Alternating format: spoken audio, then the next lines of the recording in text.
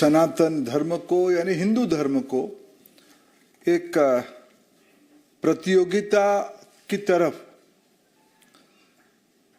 गाली देने में, कोसने में, अपमानित करने में जैसे मानो एक कंपटीशन शुरू हो गया है।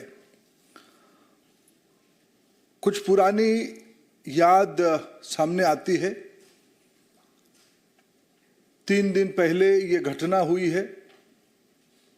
ये घटना कोई अनायास नहीं हुआ है,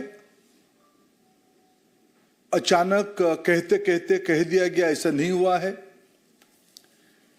एक सेमिनार में, जिस सेमिनार में जिसके कारण, जिनके बयान के कारण ये विवाद हुई है, उन्होंने एक सेमिनार में उदयनिधि ने उसको बोला है और उससे मुंबई की उनकी अभी इंडिया अलायंस की मीटिंग हुई है, घमंडिया समूह की मीटिंग हुई है। उस कन्वेंशन में उन्होंने कन्वेनर तय नहीं कर पाया, नेता तय नहीं कर पाए, लेकिन नीति तय कर दिए। नीति उन्होंने तय किया, सनातन को नीचा करना। इसलिए कभी उदयनिधि, कभी कार्ति चिदंबरम, कभी प्रियंका खड़गे, कभी बिहार की शिक्षा मंत्री नीतीश जी के शिक्षा मंत्री,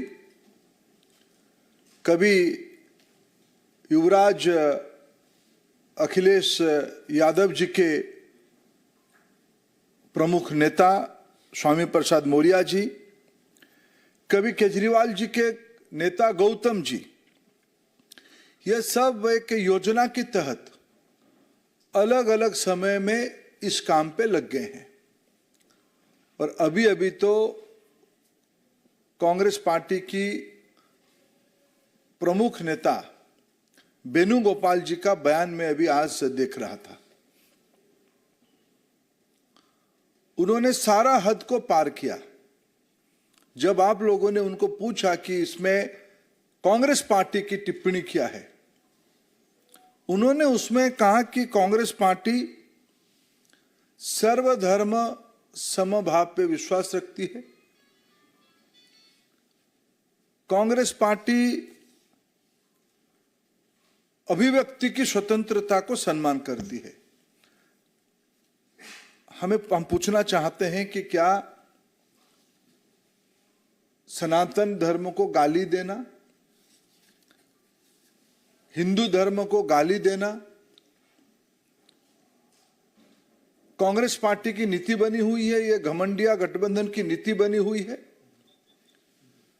भारत में जन्म हुआ सभी पंथ संप्रदाय, सभी उपासना पद्धति, सभी मत सनातन की अंश है। अगर हम भारत की पार्लियामेंट की, लोकसभा की जो घोष वाक्य है, उसमें लिखा गया है धर्म चक्र प्रवर्ताए, यानी धर्म चक्र चलते रहे। ये पार्लियामेंट की घोष वाक्य में लिखा है।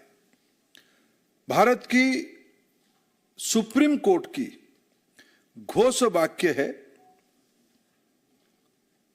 योता धर्म तोता जय, यानी जहां धर्म वहीं जय होगा। यह सब सनातन है।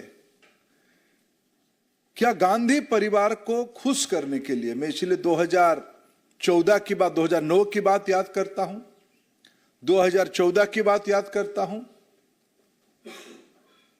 और सुप्रीम कोर्ट की हेट स्पीच को याद दिलाता हूं।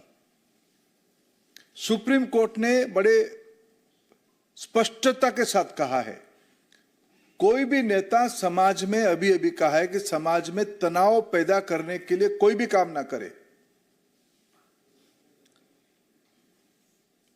2014 की पहले, आप थोड़ा याद करिए, 11, 12, 13 में भगवा आतंकवाद का शब्द लाया गया। किसी ने तो नहीं कहा गुलाबी आतंकवाद, किसी ने तो नहीं कहा कि सबूज आतंकवाद, किसी ने तो नहीं कहा ब्लू आतंकवाद, मैजेंडा आतंकवाद। आपने क्यों कहा था भगवा आतंकवाद? क्यों? आपकी पैर के नीचे जमीन जा चुकी थी, आपको इसके अंदेशा लग गया था। इसलिए समाज में तनाव बढ़ाने के लिए, समाज में विद्वेष बढ़े, आपने जानबूझ के एक नैरेटिव सेट किया। हम लोग कोई ना भूले, विदेश में जाके ये बात कही गई थी कि हिंदुत्व को डिसमेंटल करने की वर्कशॉप की जाती, उसकी पुनरावृत्ति अभी हो रही है। अभी देश की सर्व समाज की लोगों ने, सभी जाति संप्रदाय पंथ के लोगों ने जब एकजुट होके एक कल्याणकारी व्यवस्था के साथ खड़े हैं, ये वंशवादी नेताओं को ये पच नहीं रहा है। इसलिए पुनः उन्होंने पुराना स्टोरी लाइन को लाने के लिए काम किया है। ये नफरत की दुकान चलाने वाले लोग, ये कहते हैं हम महवत की दुकान चलाते हैं, ये नफरत की दुकान चलाने वाले लोग, ये अंग्रेजों से ये गुण उनमें अभी भी बचा है।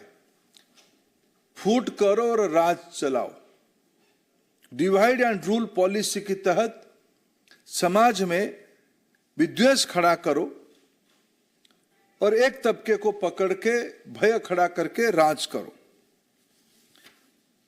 इसमें अभी तक आश्चर्य की बात है, राहुल गांधी चुप है। वो तो मंदिर जाने वाले हैं, वो तो कभी कभी तिलक भी लगाते हैं, जनेऊ भी पहनते हैं। तब भी हम लोगों ने कहा था ये भ्रम है, ये नाटक है। अभी जब चुनाव नजदीक आ रहा है, उनकी नाटक और स्पष्ट हो रहा है। इनको सनातन धर्म की एकता पे डर पैदा हुआ है। इनके पास, इस राजकुमार समूहों के अंदर, इस वंशवादियों के पास कोई तत्व नहीं है। ये कोई, इसलिए हमें कोई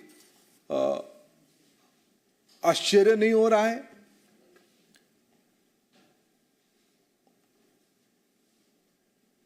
वही लोग जो समाज को बांटना चाहते हैं, वो फिर उसी काम पे लग गए हैं। हम आज के अवसर पे जी न्यूज़।